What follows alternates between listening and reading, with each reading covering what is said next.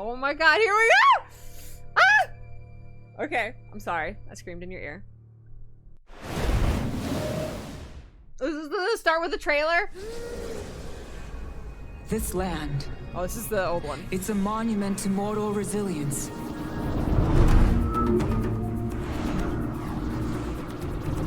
They built new lives upon the very thing that sought to end theirs. Portals are little flames, brilliant, hot, then gone.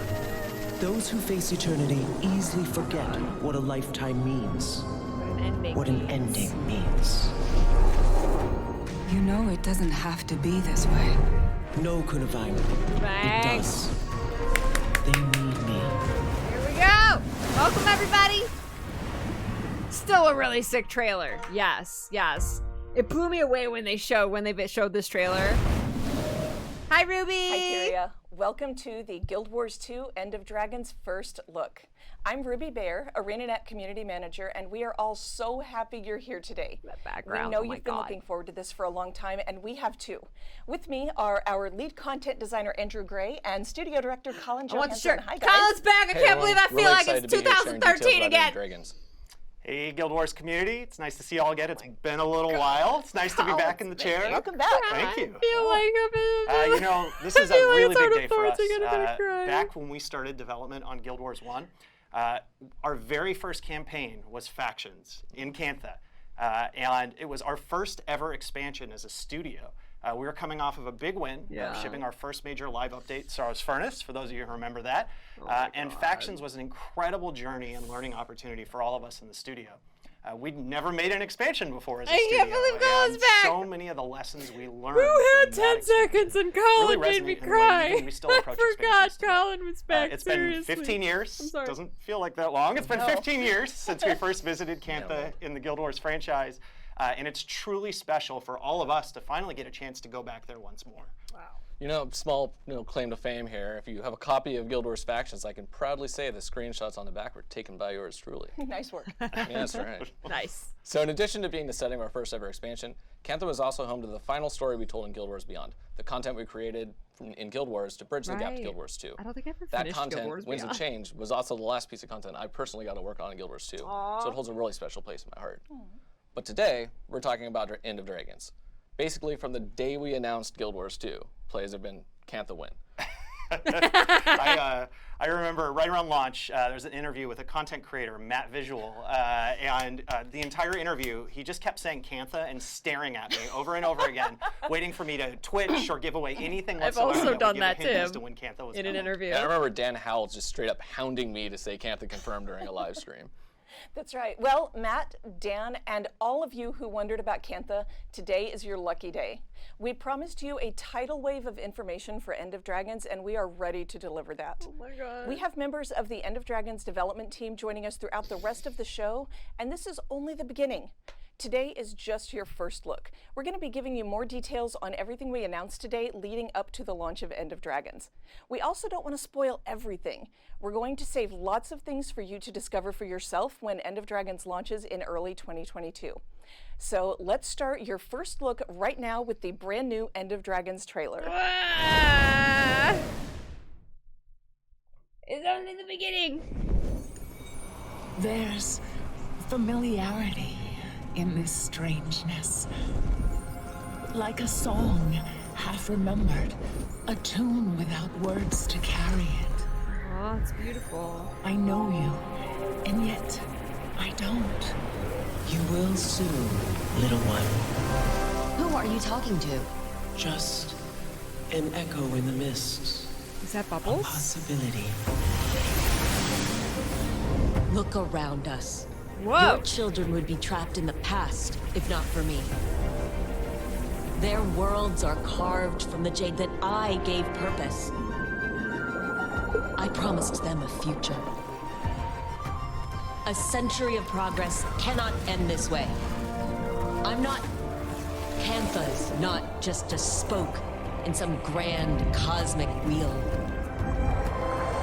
Would a great innovator give up so easily on that promised future? I won't. I'll I'll find a way to save us all. What?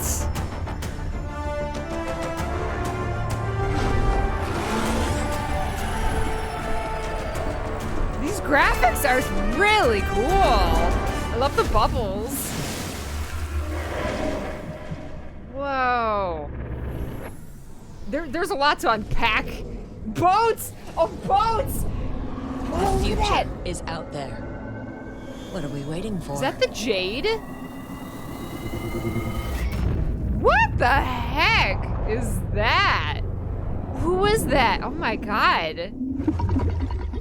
That was like technology. Was that like the Jade? We hope you liked the new trailer. If you're not already, tell us in chat what you think. There's a lot in there for everyone to go back and dig through and find. Yeah, and we encourage you to go rewatch the trailer after the show and see what else you can discover. There's a lot to unpack there. I have no idea. Aether blades that were back there? Evidently. And who was that mysterious Asura that was next to Anka? Could it be the replacement for the untimely death Horik? Possibly. So we got to see the trailer, and I'm excited for them to find everything out. But that is just the beginning of today's reveals. The first area of End of Dragons we're going to take a look at is a slightly deeper look into the story, the setting, and the world. Something I'm really proud of in End of Dragons is how closely the narrative and design team worked together to shape the themes and the story of the expansion. Yeah. The gameplay and the narrative truly complement one another. They do. Beautiful. So let's hear from some of those developers on the narrative and design teams about the story and the setting of Cantha. Oh my god. End of Dragons is the culmination of so much of what we've been doing in the Guild Wars 2 story up until this point. We have a lot of really compelling open story threads that we've built up over the years, and we're going to pay off a lot of them in End of Dragons. And I think players should be excited about how we've weaved all these different interpersonal stories with the great cosmological questions Casimir's hair change again? into some satisfying payoffs that I think they'll really enjoy. Last time we were in Cantha was for the Winds of Change content pack for Guild Wars 1. And what we basically saw was there was a lot of lingering consequences of Shiro's rise. And we teamed up with this group, the Ministry of Purity, in order to try to purify the region. They didn't stop at just trying to purify like disease. They started trying to kick out everybody else who didn't fit with their ideal image of what they wanted Cantha to be like. And then they closed off to the rest of the world. And that was where we left things. So it's easy to imagine that because Cantha was closed off, that they would become a time capsule. However, they've been affected by the same events that have been affecting the rest of Tyria. The rise of Zaitan, the death of Balthazar, all of these things have had just as much of an effect on Cantha as they have had on the rest of the world. We actually, as a team, fairly early on, made a timeline of all the major events that happened in the world and how they would have affected Cantha in order to try to figure out how this world would have been shaped over time. Longtime fans who really loved Cantha and Guild Wars 1 are gonna find a ton to love, and frankly, new players might have their minds blown a little bit. It wouldn't be Guild Wars 2, it wouldn't be the story of the commander without the commander's allies. In End of Dragons, we find ourselves traveling with Marjorie and Casimir. Yay! I think anybody who really misses Jory the detective is in for a treat. Yes! The most important familiar face that's going to be accompanying us on our journey into Cantha is Aurene. Aurene's story has become sort of the spine of the Guild Wars 2 story. Aurene is constantly grappling with her responsibility and how much she needs to do, and her trying to feel that out is going to have repercussions for the entire world. In this expansion, we have really breathed life into every corner of the world that we could. You know, there are so many little moments throughout the world, moments that touch you, moments that make you laugh, moments that make you cry. You know, this team is so good at just bringing emotions to the surface. What I'm most proud about is how we were able to really craft a story that very elegantly blends the gameplay elements that I think Guild Wars 2 is really strong at, with a story that just keeps a really frenetic pace and lets you live out in this world while also experiencing a lot of really cool gameplay moments. There are so many things that I am excited about people experiencing for the story of End of Dragons. One, just from a design perspective, we have so much technology that is improved or has been entirely new since the last time we made an expansion. And as a result, this expansion has some really unique, cool set pieces that I think are going to blow people's minds. Yeah, it's been 2 Living World seasons since the last expansion. Hello, I'm Erika Ishii, and I play June in End of Dragons. June. Like Connor said, the story in End of Dragons is the culmination of a lot of long-running story threads, from stories that began 15 years ago, all the way up to stories and events that you took part in over the past year. And what he said about building a timeline for Cantha was 100% true. I guess somebody who loves the world building part of the job, like it was a great experience to sit down with the narrative team and some designers and like sort of plot out the last 100 or so years of the history of an empire. Right? Yeah, it's pretty crazy. Yeah. One of our goals with this expansion is to create a world and story that's familiar and exciting to those of you who remember Cantha from Factions, but also accessible and equally exciting to those of you who are visiting it for the first time. And we cannot wait for all of you to step into this new Cantha. Nick Hernandez and Ali B are up next to tell you about map and content design. When we started designing End of Dragons, we wanted to incorporate the verticality that Heart of Thorns brought, and we wanted to lean into the freedom of movement from Path of Fire also. So let's take a look.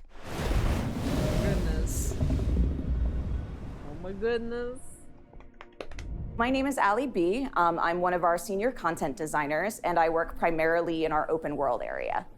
My name is Nick Hernandez. I am a game designer here at ArenaNet, and I am a content designer for the Xingje map. So fans can expect from the End of Dragon maps to kind of really feel something new and different that they haven't experienced before. With End of Dragons, things are a bit more differentiated between each of the maps, and each of them has their own unique feel. For Xingje specifically, tried our best to make content that hits on all gameplay types, right? Think of it like a vacation island. It's like this beautiful, serene, spiritual, spacious locale that feels both peaceful and not, right? Depending on where you are and what's going on. So some of the highlights of the Ekavald map are definitely those gargantuan trees, the lake, the rivers that kind of pour into the lake, where you kind of have these underground rivulets and stuff like that, where the player can kind of traverse through there. Definitely those gargantuan trees kind of give you that verticality and freedom of movement we talked about before. So if you've got a sky scale, that's going to feel really cool. Yeah. So Cantha is definitely not the same as it was in Guild Wars 1. What you have to remember is that it's been 250 years. So how has that area evolved? What's the geography like now? Are the trees still petrified? Like what's kind of going on with that? As well as the people, right? So the people who were there 250 years ago might not be the same people, but there are definitely some familiar buildings and structures.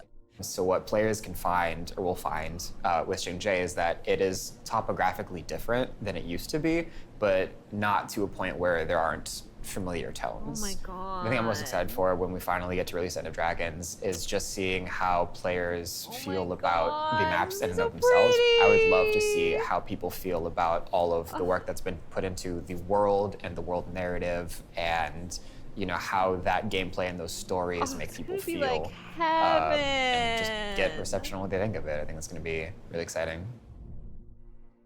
Oh my god. Hey everybody, I'm Noshida Lal. You'll be hearing me as Detective Rama in Guild Wars 2 Detective End of Dragons. Rama? Yeah. We hope you enjoyed the preview of Xingje and Ekavald, how the game and game world are different now, and how those changes affect map and content design.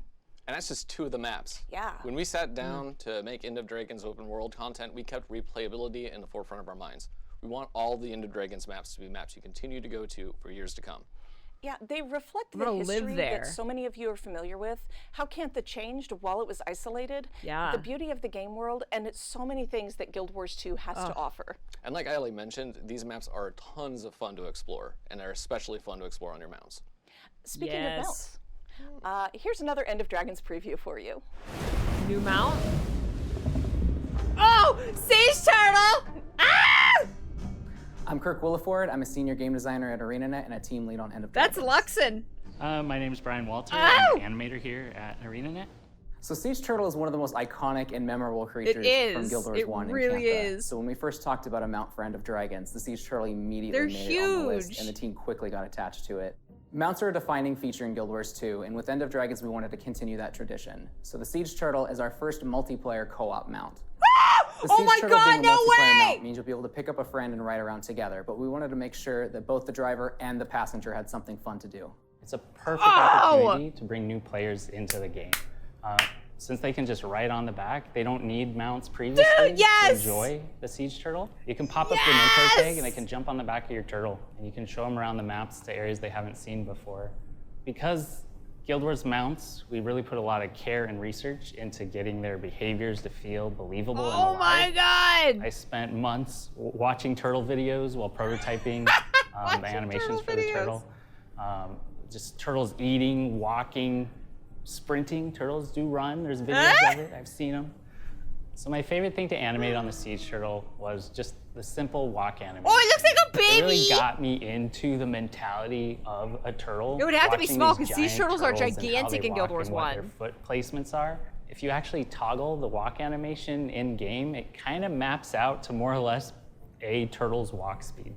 I actually did the calculations, and it was like, oh my gosh, that's like the exact speed. Perfect, I nailed it. I love it.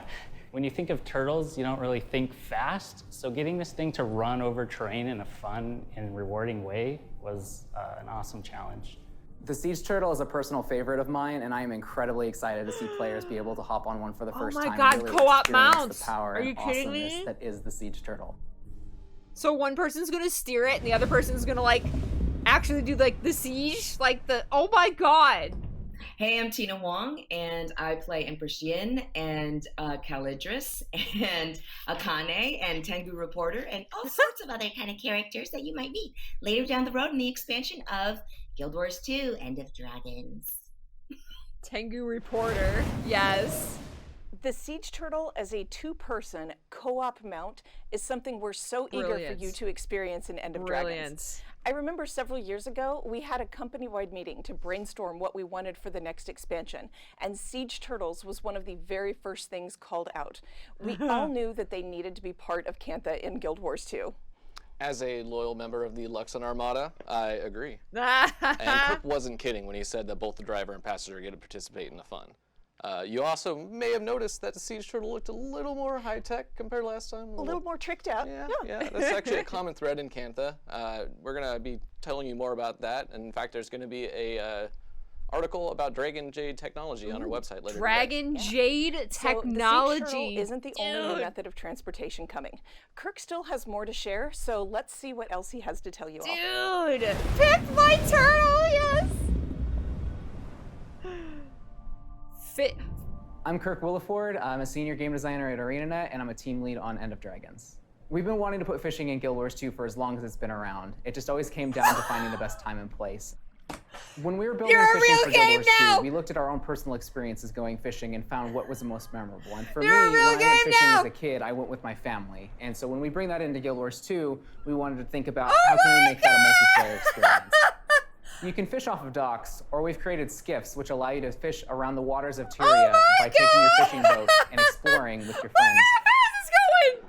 We wanted the waters of Tyria to feel as authentic as we could and most lifelike as we could to a real fishing experience. And so there We can all get on the boat together and go fishing, you guys! Tyria all across the world. There are so many that have been added to the game, and kudos to that first person who finds The waters are so pretty too! Including the common goldfish, as well as the most notorious catfish in Ascalon, Old Whiskers.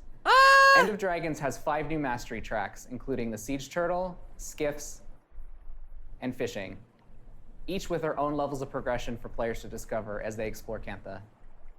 I'm most excited about the release of End of Dragons for players to really be able to come together and experience the world that we've been creating in Cantha. We've all wanted to go to Cantha for the longest time, and the team has done such a great job bringing it to life, and I just can't wait for players to see it.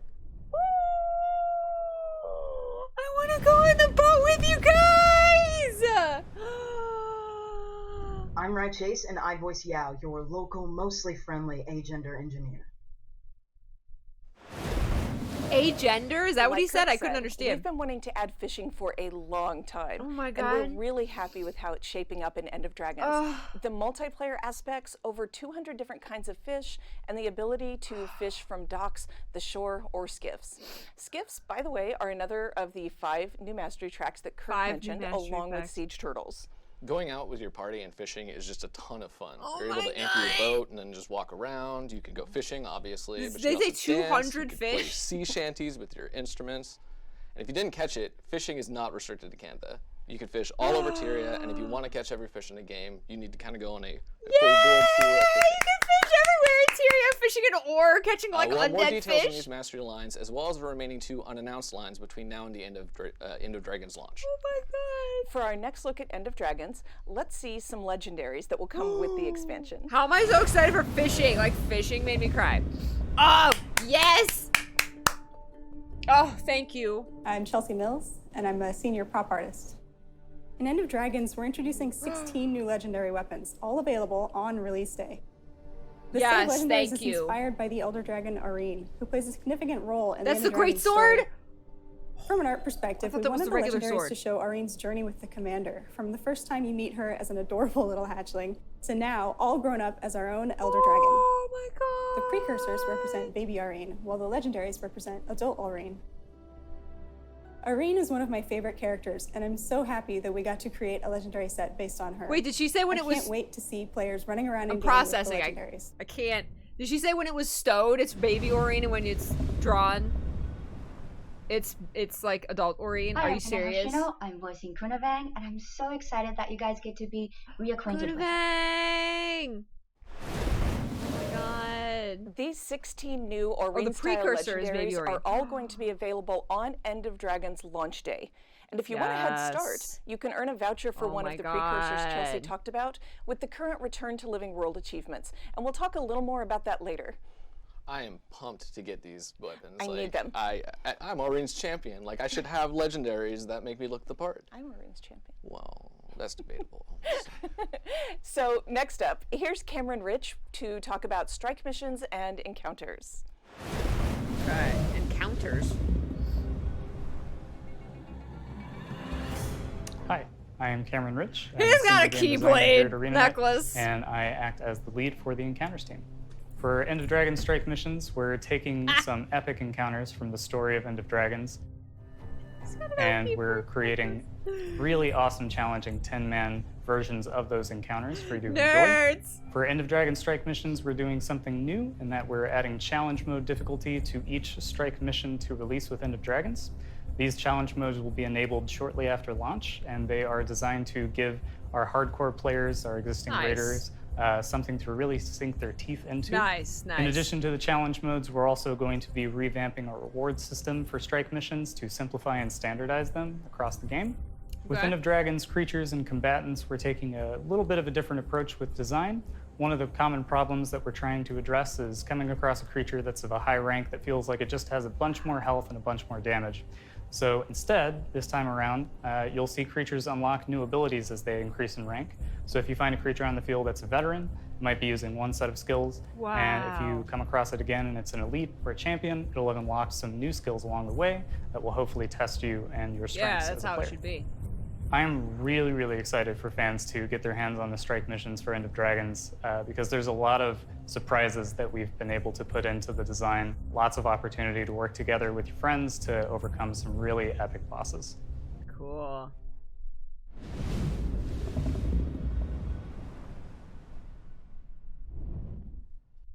Hi, my name's EK. I play Goric, and as you know, Goric! he's the best.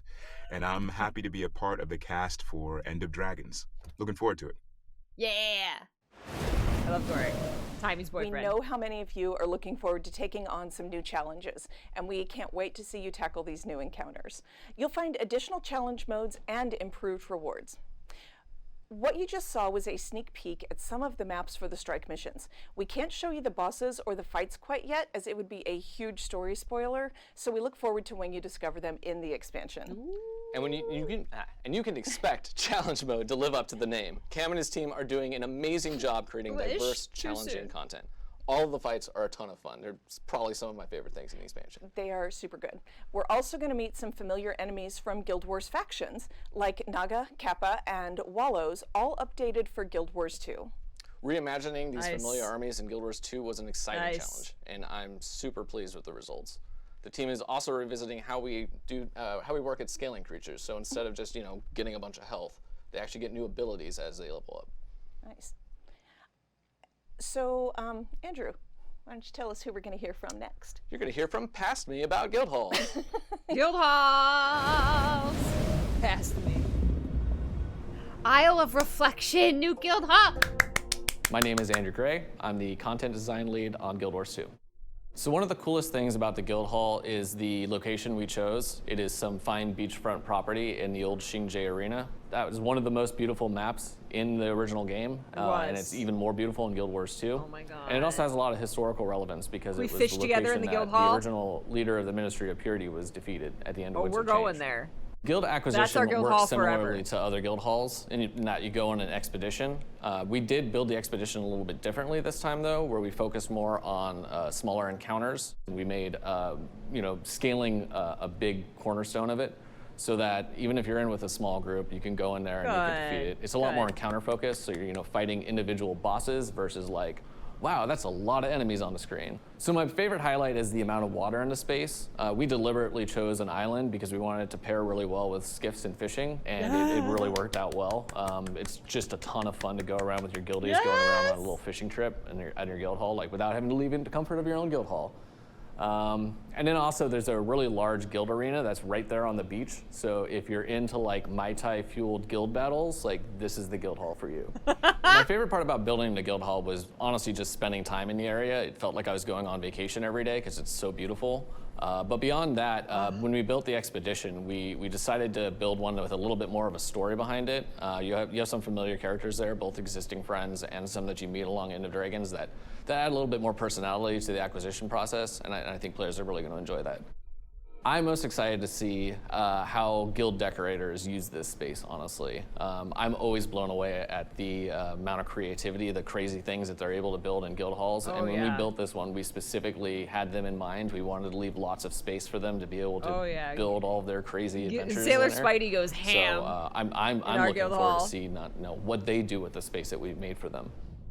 Oh man. Oh my god, we can all go fishing, you guys! Hi, I'm Sarah Skolovich, and I am the voice of Anka in End of Dragons. Anka. That's such a pretty name.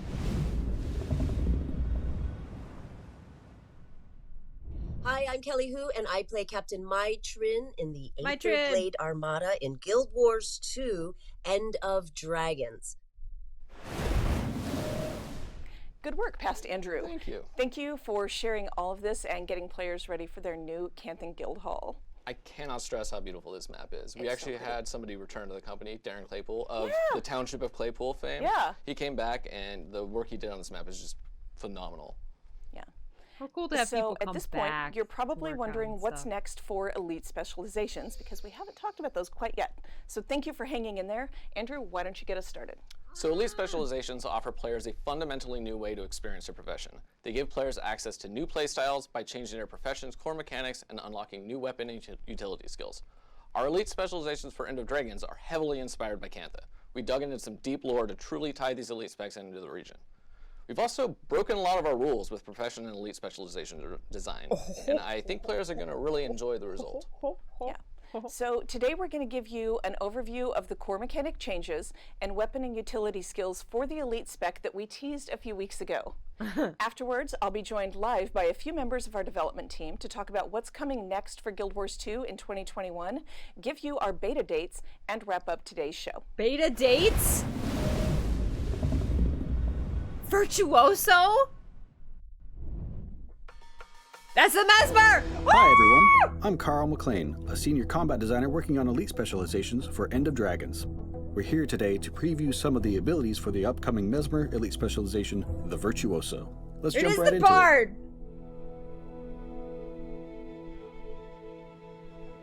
That's such a cool Let's briefly name! cover the profession mechanic changes. From the start, you will no longer have access to clones. Instead of creating clones, the Virtuoso will stock a blade on themselves for use with their Blade Song profession abilities. Blade Song? Phantasms will still initialize, but will stock a blade instead of creating a clone when they finish with their action. We'll have some brief demonstrations of different ways to gain blades during this preview. Now, let's go look at the Virtuoso's weapon, the dagger. Dagger! The first skill for the Virtuoso's dagger. dagger is a consistent projectile attack called Flying Cutter. Instead of a payout of a 3 auto attack chain, any target struck by 3 of the projectiles it launches will receive multiple additional attacks on the 3rd impact. Ooh. The second skill of this weapon is Blade Call. This ability spreads daggers Wow, which they're really pause just at gonna their go ending through all point, of them. or wherever they collide with terrain, and then return to the Virtuoso for a second attack. If the blades strike an enemy during this ability, you'll stock a blade for your profession abilities. Here you can see a blade stocked above my character's left shoulder. Then stocking a second blade shows another above my right shoulder. Oh, it's so cool. Unstable Blade Storm is the 3rd ability, dealing pulsing damage along its path and hurling blades at enemies within its reach. Whoa! Where are my mesmers? Okay, Where are my let's use some of mesmers? these stocked blades we've accumulated. Blade Song Harmony is the Virtuoso's most accessible blade song, expending each stocked blade separately over a period of time that deals damage to your target enemy. Blade Song Sorrow. Each of your stocked blades readies itself, then launches toward your targeted enemy to strike them simultaneously, while inflicting confusion. Oh, it's so pretty. We'll rebuild a few of our blades after this by switching to a greatsword, then using Mirror Blade and Phantasmal Berserker. Blade Song Dissonance. Combine all your blades into a single strike that dazes enemies. We'll regain a full set of blades by using the utility skill Blade Renewal. Blade Turn Requiem will block for a short time and deal damage to nearby enemies based on the number of blades stocked. Whoa! I just love the word blade song. That's so pretty. Your heal skill is called Twin Blade Restoration, which throws daggers at enemies and grants bonus effects if you hit foes with them. As covered before, Blade Renewal will grant distortion and fully stock all blades that can be used differently for each of the blade songs. Wow. Rain of Blades drops daggers on foes for its duration, punishing enemies that remain in its area. Sword rain. Sword of Decimation is a single impact in an area to strategically immobilize enemies.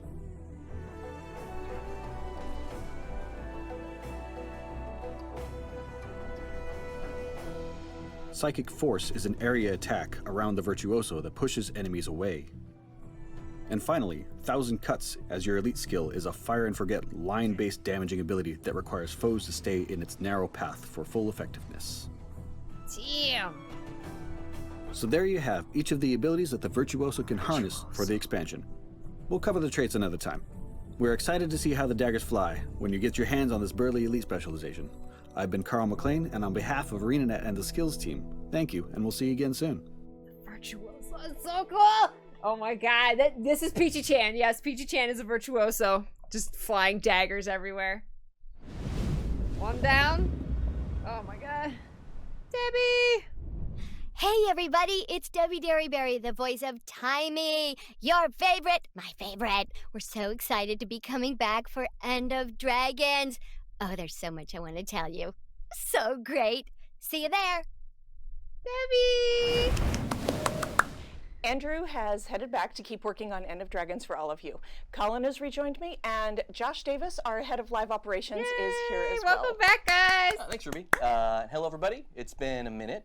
It's great to be back at the studio again, just in time to crash this live stream, and I couldn't help myself. They didn't give him an End of Dragon shirt. How dare. So, how about the Virtuoso? Yeah, so like Andrew mentioned before, we've broken a lot of our pre-existing design constraints and rules around elite specializations with End of Dragons, which I think is going to be pretty interesting overall. Yeah. I think the fact that the Virtuoso doesn't have a clone mechanic, which has been a staple of Mesmer gameplay since release, is a bit of a testament to this.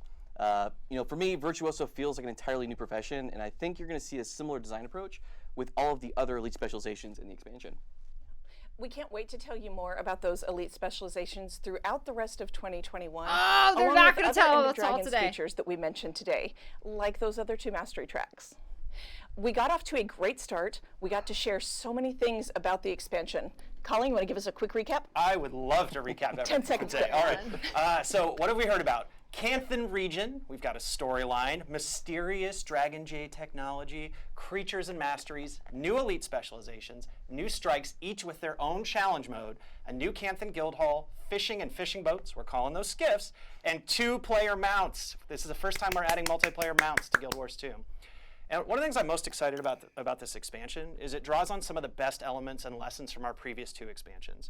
For story, we looked at some of the best things that we did in Heart of Thorns and Path of Fire, and then we brought that approach into End of Dragons, and I think it's the best story we've done yet. And then we looked at replay value. And Heart of Thorns, one of the big things that we've seen comments from our players about Heart of Thorns was they love the amount of replay value that expansion added to the game. And so we've really invested in this expansion in meta events, in our strikes having challenge modes, and having a full set of legendary weapons, the full 16 on launch day, day 1. Yes, there's a lot of replay value, and this is about an expansion that you can play for a long time. And we realize that's very important to our players. We also wanted to have game systems that impact not just the expansion, but the entire game. And really to look at the game deeply and systemically as a whole, the way we've done with gliding and with mounts and other expansions. And so with End of Dragons, if you look at the multiplayer mounts, that is an investment in us saying, hey, Path of Fire had mounts. We're going to try having multiplayer mounts with the turtle, and that's really exciting. Fishing and multiplayer fishing with skiffs is a game-wide experience that you can have, and I think that's really exciting. I can't believe that's going to be game-wide. Our mysterious Dragon Jade technology, you'll find out more about that someday, also has had this approach applied to it. And there's 2 other really big things that we're working on that really play into the story of this expansion. For our world versus world players, alliances is a major feature that folks have been waiting for a long time. And it comes in our End of Dragons time frame. And it's a big thing that we know is about systemically approaching ways to improve the game forever for our players. And then the other big one we're investing in is our technology. And by investing in taking the game from DX9 to DX11, and a lot of the things that eventually will come with that, we really want to invest in holistically, how do we make Guild Wars a better game, not just with this expansion, but for the future. As a final note from me, though this expansion is named End of Dragons, I want to be abundantly clear, this is not the end of Guild Wars 2. We view End of Dragons as the next big stepping stone for this franchise, and we think the best is yet to come. There is plenty more coming after End of Dragons and Guild Wars 2. We're not going to tell you about any of it today, but we're very excited for you all to get to check it out someday. But we do have lots for you to pass the time between now and the launch of End of Dragons. Josh, you're up. Yes, thank you. And we've got a lot to go through, so please bear with me. What's that orange she has in her hand? First, What's that in orange? case you've been living under a rock, I do want to bring attention to the Living World Returns campaign, which is taking players back to Living World Seasons 2, 3, 4, and the Iceberg Saga. If you're tuning into Guild Wars 2 for the first time in a long while, you're going to want to listen closely to this. So here's how it works. Each Living World episode is available for free during its Spotlight Week, and all you need to do to claim that episode is log in. Season 3, Episode 5 is in the Spotlight starting today, and Season 4 is going to kick off later next month. And just to reiterate, this is a perfect time for veterans and new players to get caught up on the story in preparation for End of Dragons. Each episode has new achievements available, and completing those achievements is going to bring you closer to 2 fairly big rewards. Like Ruby mentioned earlier, you can earn a voucher for an End of Dragons precursor weapon, which is going to give you a head start on earning one of those Aurene-inspired legendaries that Chelsea showed us earlier. And if you complete the full meta achievement for Living World Returns, you'll be rewarded with a legendary amulet, which will fit quite nicely into your legendary armory. Now, it's worth noting that these achievements are permanent, so if this is the first time you're hearing about it, don't worry, you can still jump in a little bit late and catch up on all this content before the release of End of Dragons next year. But while we're talking about the near future, I'd also like to remind folks that we have the World Boss Rush bonus event kicking off later today. In that event, you can take out world bosses, which will progress a community goal and unlock new tiers of rewards for everybody. And there's more details on that event on the guildwars2.com blog. I believe that was posted yesterday. So like Colin mentioned earlier, we've also got alliances rolling into beta later on this summer. For anyone who's tuning in who's not familiar with the feature, Alliances is designed to deliver a more balanced world versus world experience by dynamically creating matchups using guilds, alliances, which is basically a player-managed collection of guilds, and active world versus world players. Alliances. This is very different from the current system that we've been using for a number of years that relies on worlds and world linking. And we know this feature is going to have a huge impact on the player experience in World vs. World, and we want to work with our players, with you, to get this right. And this is really why we're going to be releasing it in a beta state in phases. This is going to allow us to get feedback on each element of that system before we make it a permanent addition to the game. We mentioned this on July 2nd, but I want to reiterate, Robles' World is a core pillar for Guild Wars 2, and we wanted to make sure that we delivered something meaty for the game mode, aside from Elite Specializations with End of Dragons. And this feature is just the first step of many that we have planned for getting Robles' World where we and you want it to be. Now, Alliances isn't the only major feature coming before the expansion. Like Colin mentioned before, he's scooping everything. Well, I guess we already talked about it publicly, but we've also Oh my God, I missed on, Colin's upgrading chuckle. the engine from DirectX 9 to DirectX 11. This is a long-awaited and highly requested update for Guild Wars 2. I think Ruby can attest to that one. And it all starts with an opt-in beta later this year. This changeover is critical for improving client performance and allows us to start ratcheting up our graphical fidelity, which is a long-term effort that we're very excited about. We plan to start these betas in just a few short months, and we'll be back in August, which is just a couple days away, to talk about those in greater detail. Yeah, my heart's pounding. One final note from me. We do have 4 Elite Specialization beta events planned for End of Dragons. The first 3 of these events will each include 3 of 9 new Elite Specializations. The 4th event is going to include all 9 Elite Specializations and the Siege Turtle.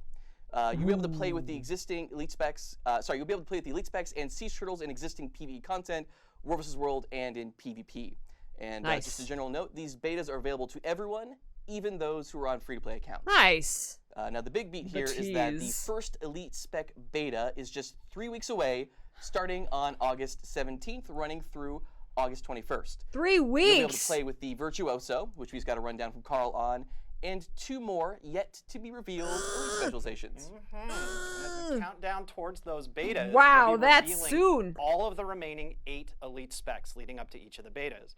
And speaking of, here's a little sneak peek at the silhouette of the next Elite Spec that you're going to find out about very soon. We get to play in our beta on August 17th. Oh! What could that possibly be? Necro! I can't wait to talk about it. Necro gun! Necro pistol! Now, I feel like that's it, right? Nope. Like, Ruby, do we have anything else that we want to talk about more today? things. So, first of all, hey, we've been working on this Arena Elder Dragon statue, and it is finally ready to share with all of you. You can pre-purchase this starting now until August 20th for delivery in January of 2022. We've also partnered with DX Racer to give away a DX Racer Racing Series Pro Gaming Chair. Check out the news on guildwars2.com to see how to enter and how to pre-purchase the Aurene statue. All right, so surely that's everything. We've covered the merch. I'll take 6! Nope, there's more. There is one thing that we've seen a lot of you asking about. Early in July, early this month, we told you that End of Dragons is coming in, quote, early 2022. And we've been watching all of you speculate about what early means. I am super excited to let you know that the expansion will launch in February, and you will be able to pre-purchase today at 11:20 a.m. Pacific time. That is less than 2 hours away. 11:20? That's such a weird or maybe make the wait a little harder. I'm going to let you see the pre-purchase bonus items and what you can get with each edition of Guild Wars 2 End of Dragons. The pre-purchase bonus items are the Flame Serpent weapon chest, the Xingje Mosaic Cape, and the Prodigy of Xingje title. You will get all of those as soon as you pre-purchase, so you can start showing off some Canthan flair in-game right away. Every edition of End of Dragons has some great extras, so let's go ahead and talk about those too. I'll take the max. The edition of End of Dragons includes a free shared inventory slot and the max level boost. The deluxe edition comes with those 2 items, plus an additional character slot, the Xingje Dragon Boat Skiff Skin, a boat skins, which I love, and an identity repair kit. And then the Ultimate Edition, which is the best value, includes all of those items plus 4,000 gems to spend. That was a lot, you guys. Yeah. We hope you enjoyed this first look at something about a repair kit. I didn't hear everything else we're going to show this year. Now it's time to start looking forward to the next elite specialization and the first beta event coming in August, which I think August begins technically this week. That is very true. Yeah. You know, one note I want to add in. So you mentioned the identity repair kit that'll be available. Yeah. There are going to be some new looks with the expansion that players can benefit from. So Identity repair kit. Quite Okay. handy, I think. This is good timing for that. New hairstyles finally. Yeah. So don't forget to check out Living World Season 3, Episode 5, which again is going to be free all week. We also have the World Boss Rush event starting today, and the World vs. World Bonus Experience Week is actually active, running until Friday of this week. And you can start pre-purchasing End of Dragons at 11:20 a.m. Pacific time today. Go pick it up, go in game, and show off your cool flair. So 2:20 a.m. my time. Such a weird time. Why is such a weird time? I got my merch, you guys! There's familiarity in this strangeness. Like a song, half remembered, a tune without words to carry it. I know you, and yet I don't. You will soon, little one. Who are you talking to? Just an echo in the mist. A possibility. Look around us. Your children would be trapped in the past, if not for me. Their worlds are carved from the jade that I gave purpose. I promised them a future. A century of progress cannot end this way. I'm not... Cantha's not just a spoke in some grand cosmic wheel.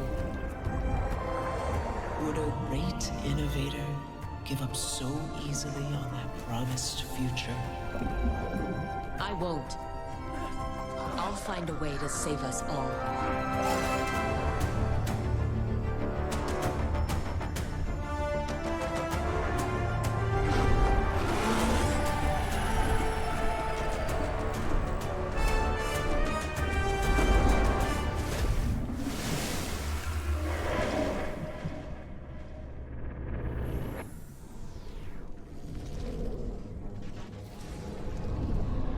The future is out there. What are we waiting for? I want to meet her so bad. I love the blending of like the technology and Cantha. Oh my god.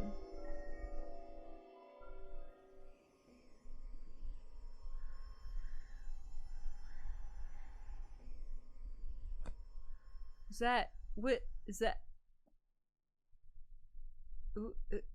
What is that? Oh my god. Okay, that was amazing. Apparently it's gonna be Marjorie and Casimir to make it even better.